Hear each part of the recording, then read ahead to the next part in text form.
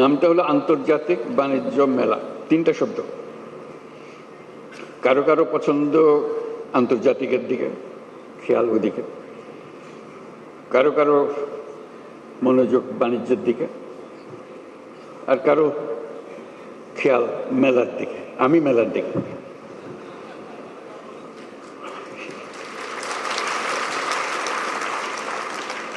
ভালো লাগে মেলা, এটাই মূল আকর্ষণ। আসলে সবাই ফুর্তি করে আসে, মনে মনে ভাবে। পরে শুনেছি বেশ উৎসাহ সহকারে বিভিন্ন পরিবারের আলোচনায়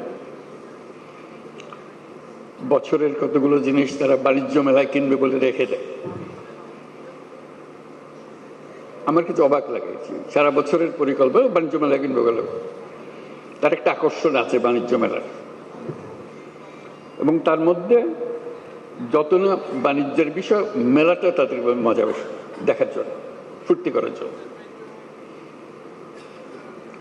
আমিও মেলার দিকে এই জন্য যে এটা একটা মস্ত বড় সুযোগ। মানুষ যেহেতু আকৃষ্ট হয়, তার কাছে কথাগুলো তুলে ধরা, তার চিন্তার মধ্যে ঢুকিয়ে দেওয়া, এই সুযোগটা এই মেলা আমাদেরকে দেয়। আজকে আমরা দেখব মেলা, আমাদের উৎসাহিত করবে, কিন্তু ভবিষ্যতের মেলা সারা দেশ জুড়ে হবে, জায়গায় জায়গায় হবে। এবং এটা হলো চূড়ান্ত মেলা। সবাই আসবে, দেখতে আসবে,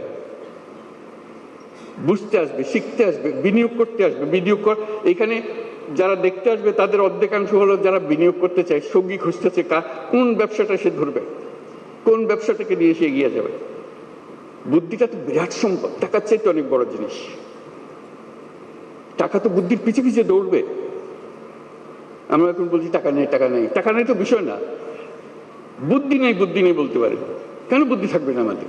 বুদ্ধি থাকলেই টাকা। কাজে আমরা চাই আমাদের তরুণ তরুণী, বয়স্কা যত আছে, সবাই তার এই যে স্বতঃস্ফূর্ত উদ্যোক্তা হবার শক্তি, সেটাকে এগিয়ে এই অনুষ্ঠানের মাধ্যমে, মেলার মাধ্যমে আমরা এগিয়ে নিতে পারি।